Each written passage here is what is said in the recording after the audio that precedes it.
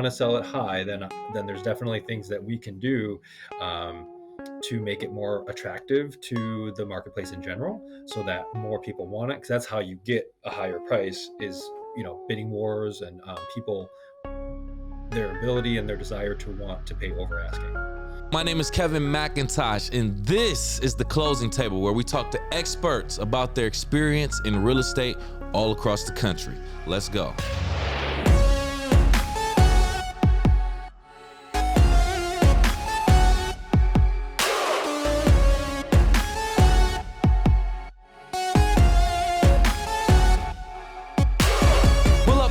Welcome to the Closing Table. My name is Kevin McIntosh, your host, and joining us on this episode, we have the pleasure of speaking with Mr. Nicholas Tong. How you doing, Nick?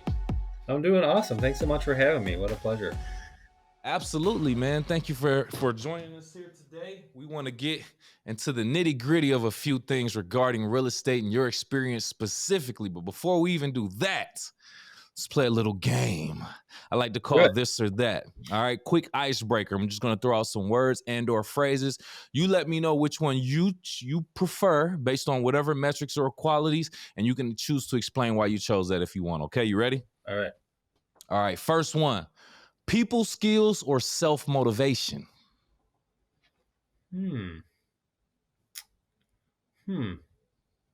People skills. Okay. Problem-solving skills or negotiation skills? Negotiation. Okay. Last one. Organization or attention to detail, or I should say both, organization and attention to detail, or superior communication capabilities? Organization and attention to detail. Nice. Yeah. Beautiful. All right. Well, that's our this or that game. I appreciate you for making those choices. That gives us a little bit of insight into your mind. Yeah. Let's move straight into it then, Nick. Before we even really dive into your experience and insight, can you just explain to the people what your current market is? Yes. So my main office is in Brighton, Michigan. Okay. And I service quite a few counties based on my background and experience and history.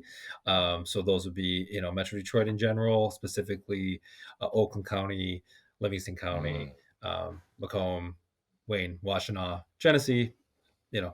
I work in quite a few. So. Nice. Well covered.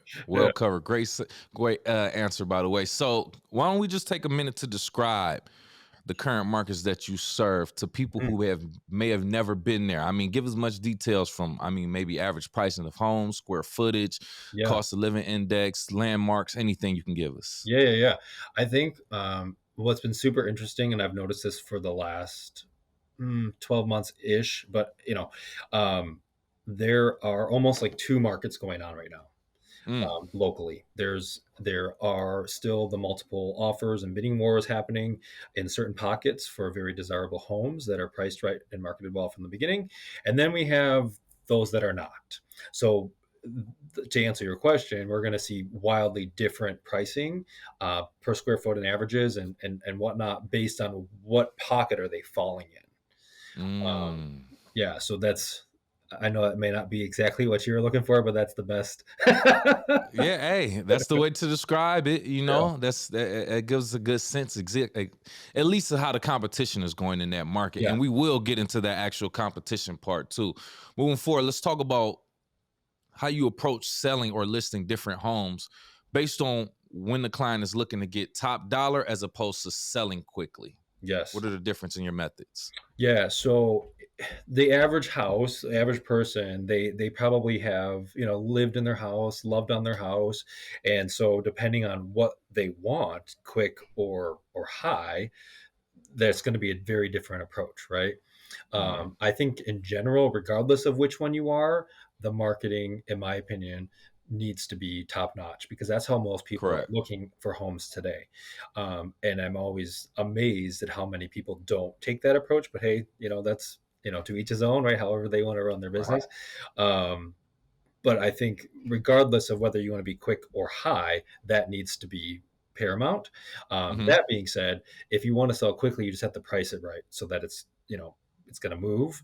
But Right. if you want to sell it high, then there's definitely things that we can do um, to make it more attractive to the marketplace in general, so that more people want it. Because that's how you get a higher price is, bidding wars and people, their ability and their desire to want to pay over asking.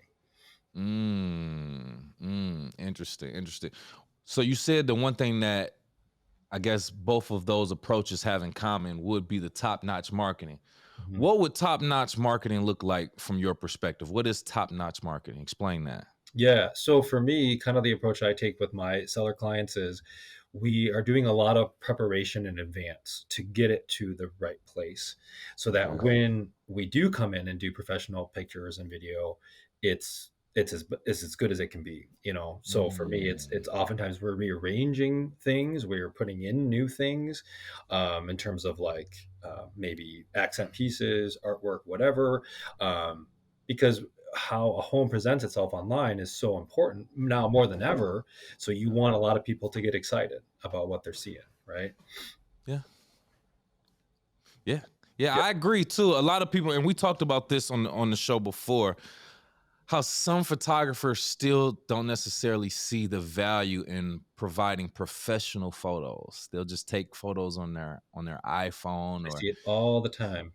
oh my goodness, the difference that it makes with us saying the majority, I think they say over 90%, if not like 95, 96% of buyers look for homes online. So why would you mess up that opportunity by not taking high quality photos? That's just Right. me personally, but Yeah, and thank that's, you. and it makes sense. Obviously, you being with Windows still, and and I definitely partner with you guys for photos, not Thank all you. the time, but definitely, a Hmm. good chunk of the time, and depending on the situation. And I completely agree. Like, that's most people's one of their biggest assets. So why wouldn't you?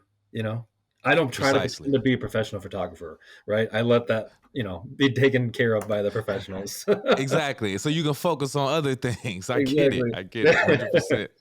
Yep. You also say you have some experience in new construction, correct? Yeah, yeah. New Yeah, I sold construction? new construction for years for, Pulte Homes, Mm, one of the nation's largest, home builders, and so that really helped, with a lot of, like, knowledge, but also just passion for excellence and, for, what people are looking for, mm, I think one of the things that I learned a lot about was, what makes a good home, what are things to be concerned about, and then like what are different types of ways that we can help if we are solution oriented to help people achieve their goals. And what I mean right. by that is, if you like now selling traditional real estate, it's different because I'm not selling anything, right? I don't have a particular product that I'm selling other than my services and if I'm a great fit for that particular Technically, person, right? yes.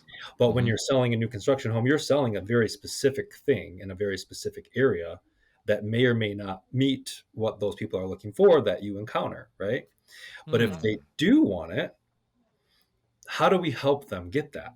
And why I mention that is because I kind of have the mentality of there's so many different lending programs or ways that people can potentially finance that they may not be Right. aware of.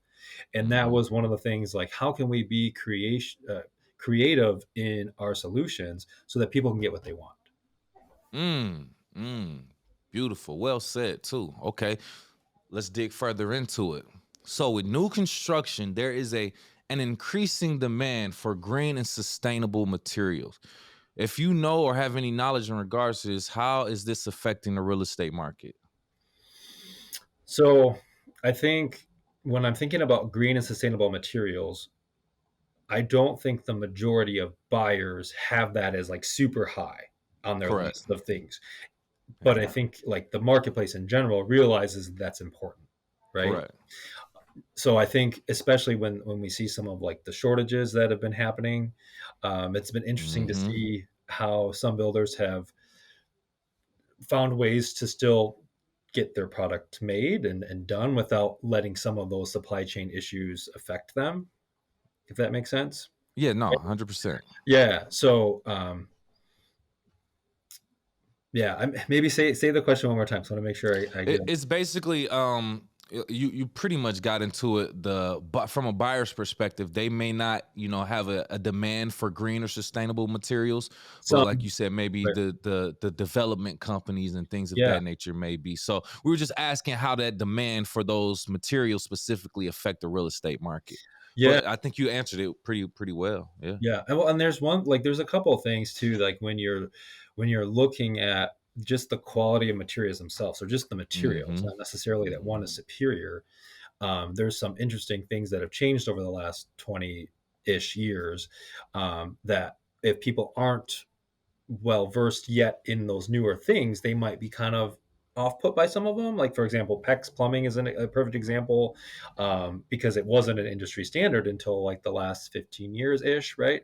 Okay. So when people see that in a home, they're like, "Is this bad? Is this subpar versus copper or whatever?" It's like those kinds of things, Mm.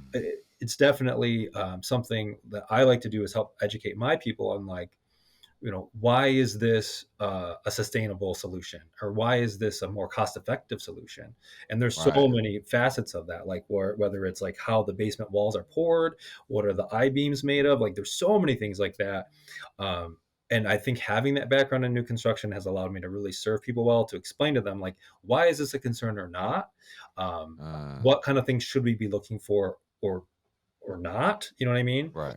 um, yeah, so lots of thoughts come to mind when you bring that up, and I can get down Yeah. the rabbit hole if you want, but No, see, okay, so one more follow-up question in regards to that, because if you've been paying attention to the market, not you specifically, but if anyone's been paying attention to the market, supplies, building supplies, the price for those has increased significantly.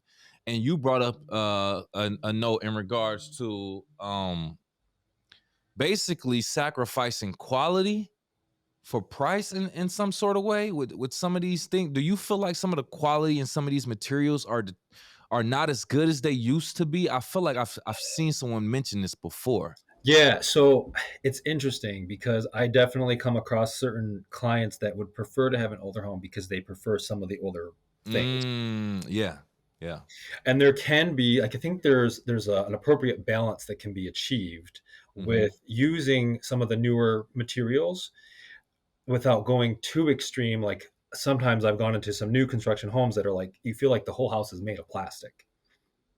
Mm. A little bit off-putting because you're like, oh, okay, they're doing plastic floors, plastic counters, plastic tubs, like, and you're like, oh man, like, what is this, like a big Lego house? Like, this is, and I'm paying 400 grand. Like, what? Oh, You know what I mean? So, yeah. Plastic house. That's hilarious.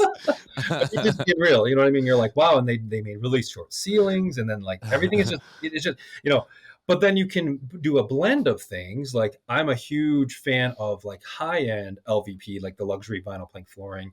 If it's Mm, done right, it feels really nice and it looks gorgeous, and and it's very resistant to wear.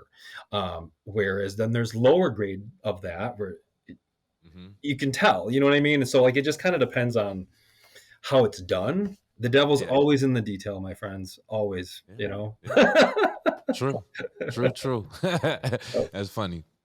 Let's get into a U.S. Census Bureau statistic that I got. Builder permit survey, specifically in Livingston County. They say Mhm. there's been more than doubled their annual building activity for multifamily homes. This is a type of property that I'm specifically interested in, multifamily homes. Yeah. Are you seeing multifamily homes a lot more being built in your market? And then do you feel like that's a sustainable solution to like the housing shortage, building multifamily homes? I definitely think it's a part of it for sure. It's definitely a part of the solution, but it's not Okay. going to be for everyone. Obviously, like some people that they would never even consider that. Um, but if they're being honest, they may consider it at some point in their life, right? So Right. a big like my niche, if you will, I help a lot of people that are downsizing, and that can be at any stage. You know what I mean, for different reasons.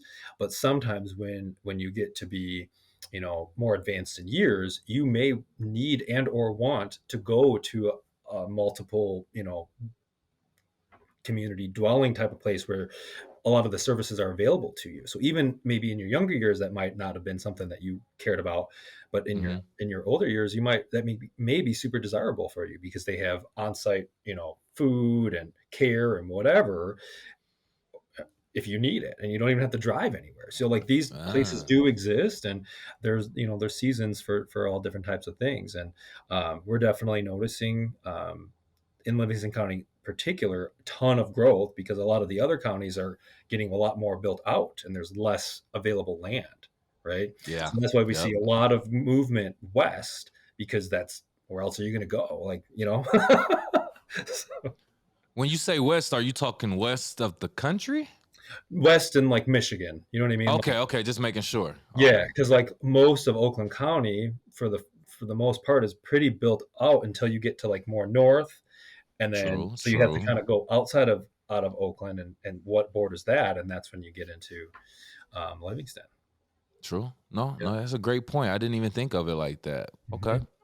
Redfin.com reports that Wixom, Michigan, which I believe is in your area too. Mhm. Yep. Wixom is one of the top 10 most competitive cities in the entire state for home buying, meaning most homes get multiple offers, often with waived contingencies, unfortunately. So, what does the Wixom market have to offer that makes it a current hotspot in Michigan compared to other cities? I think the location is huge for so many people because of its centrality. You have such easy access to the freeways, hospitals, tons of convenience, and then there's tons of lakes nearby too. I mean, tons. So like Hmm, just from as like they always say in real estate, location, location, location, right? So like true. you definitely have that in Wixom, and it hasn't gotten crazy. Like there's certain areas that are even more expensive. Right. So I think it's a combination of it's still relatively affordable, but yet super convenient for people. Okay. Okay. And like I said, I obviously got this information from redfin.com, but you actually being working in that area, are you really seeing exactly what they're saying? You're seeing more homes get more multiple offers and people are they actually waiving contingencies? I, I see it in again going back to that initial like analogy of like there being those two different markets, Right, right. and I think it literally goes across all the counties that I serve. It doesn't like it's happening in like every home so far that I've sold and closed this year, whether on the listing side or the buy side, has gone over Mhm. asking. Sheesh. And that's This year. And unusual for, I mean, it's we're not even just the getting started. spring yet. My Yeah. my Oh my point. goodness. So, like, that's to me says a lot. So, like, if you listen to the news and the sky is falling, it's like, "Oh, is it though?" Like Right, right. It's all about perspective, of Yep, course. yep. Yeah, yeah. Oh my goodness. Mhm. Selling these hot items.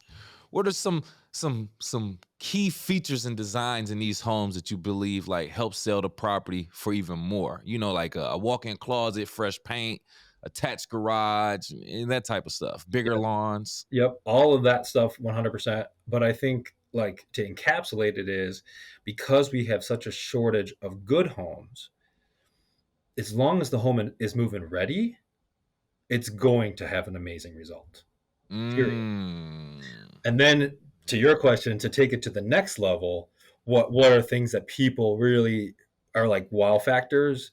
New kitchens, people love. I mean, and it doesn't necessarily always have to be white cabinets, right? There Right. you can be more creative than that. As long Mhm. as it's a beautifully done kitchen, it doesn't have to be white. It's just how does the whole thing work together in the aesthetic, right? And then some really wow features in bathrooms that people love kitchens and baths, Yep. and they're Yep. willing to pay more for those. The rest of it Mhm. doesn't have to be as wow for you to get that result, especially because we're still seeing such a shortage of good homes. We just See, I want to ask you about quote unquote good homes. That's subjective, but you almost explained it already because I've had this conversation before in regards to, and correct me if I'm wrong with this. When you mention good home, I'm Mhm. assuming you're literally just talking about, like you said, move in ready. Yes. Doesn't take too much work after that. Mhm. Are you seeing a common trend with people considering a good home, a move in ready home? And are you also seeing that not too many people want to put in that sweat equity? Is that a real thing? It depends on the person. Like I find like I have certain Mm, clients that are like, we trust you, you're the expert, we're gonna let you lead. And when they okay. do, we always get amazing results. If they're like, we kind of want to do it this way, that's fine too. But like, but Mhm. we just know that there is a specific formula that, if followed, you are going to get fantastic results, There you and go. we can lead you there, right? Um, but some people are in different points of their life. Like maybe they're not able to. Maybe they don't have the wherewithal mentally to take it on. And if that's the case, my team can step in and we kind of do it for them if they let us. Like I have Mm, people that literally go away and then we're just working on their home when they're gone. You know what I mean? And they come back and really? we're done. You know what I mean? So like it just depends Okay. on, their level of comfort and what they're willing to take on. Um, yeah. Well said. Well said.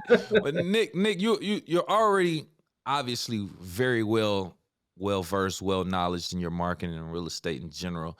Let's just speak on that in your profession, the continued education and or professional development that it takes for you to continue to improve your skills and knowledge as a real estate agent. Mhm. Like talk about the required continued education, professional development, and then what you choose to do on your own. Yeah, well, I think that's a great question. So the requirement is, a few hours, every year we have to do, just to kind of stay current with things that the state wants us to be aware of. Anything that might be Mm-hmm. changing that's like pertinent to all of us in this profession, right? Right. Um, but I'm kind of like of the mindset. I always like to be learning. I always like to be growing, right? And so it's nice that the brokerage I'm at, which is Global Banker Town and Country, we have like weekly mastermind meetings where we go over different topics. We have guest speakers and stuff like that. We share about upcoming listings, and that's one of the things we do. But then I also have other, uh, mastermind groups and coachings that I'm a part of, that really help me to see like maybe what are some trends that are happening in other parts of the country, or what are some things that, other people are doing to serve their clients that might be a good fit for my people as well. So, just really Right. expanding like what is the norm, and then what could be done to make things better for everybody. There it is. Okay. Okay. You have a life outside of real estate, Nick. Obviously, you're a human being, and I see that you're skilled and experienced in theater, event management, television, music, things like that. Okay, so Yeah, let's talk about what outlet do you choose to express your creativity when it comes to theater, television, yeah. music? How do you get that out? What do you like to do? That's yeah. So I have three little kids, right? So one of the things that I do with them is, I teach them music and piano specifically, and general music principles. And so Mm-hmm. that's been, for years prior to being in real estate, I taught music, and had, private studio, taught at Wayne State. They had a like a Saturday school of music. So I had probably, over the years, hundreds and hundreds of students I was able to influence, and just, which was such a joy being a part of that. Um, and then I haven't done it the last year or so, but prior to Right. that, I directed at, Birmingham Groves High School, their theater productions. I was the music director there. So Okay. I'm still a part of that community, just not as full time as I used to be in terms of directing over there. But Right. there's seasons in life, right? But True. that's, yeah, wonderful to be able to pour into the next generation and just, help them to be the best that they can, and bring any of my, experience, and share with them, what I've learned to help them achieve their goals. 100%, man. 100%. And you pretty much already answered the next question I would ask, but I guess let's just see in full. Is there life outside of real estate for Nicholas Tong? Like what does that look like if you're not doing real estate anymore? Would it just be the theater, TV, and music, or just give us some more insights? Ooh, well, it's hard. It's hard because I don't see like real estate not being a part of, my life. But I Good answer. yeah, I mean, I just can't see that. But I love, kind of coaching others to achieve their goals. So whether it's me coaching Mm, sellers or buyers, because it's all about like the knowledge, right? Some people, and I talk about this with some of the buyers agents that I work with. It's like people don't know because nobody's shared with them like these different lending programs that might allow them to have zero down, and some grant money. Yeah. So they can Yep. potentially bring almost no money to the table and still get a house. Like, but nobody Mhm. knows about these things. Like, so we try to, like, so that kind of stuff. But, just letting people know, like, it's possible for them to make a career in Yeah. real estate, or it's possible for them to, you know, achieve their goals and their dreams, as long as they have somebody, kind of showing them the path. Um, yeah. So, Yeah, oh, man. I know what I was gonna tell you. So, we're very involved at our church as well, and so lately I've been, able to kind of help, like, lead with music and stuff there. Because years ago I used to do a lot more of that, at other churches and stuff that I had been a part of. So that's been just a blessing to be a part of that, and lead music Nice. and stuff like that. So There it is. A man of faith right there. We got to love and respect that right there. Thank you so much, Nick. We appreciate you for pulling up a chair, sitting up here with us at the closing table. Before we get out of here, man, if you have any last words and or want to tell the people how they can reach out to you, please do so right now. absolutely. Well, again, thank you so much for having me. I think this has been, just a joy to talk with you about all of these things. And Thank you. yeah, so I mean, I think that if anybody wanted to reach out, my contact information via email would probably be the best, and that's my first name, Nicholas, at tongrealestate.com.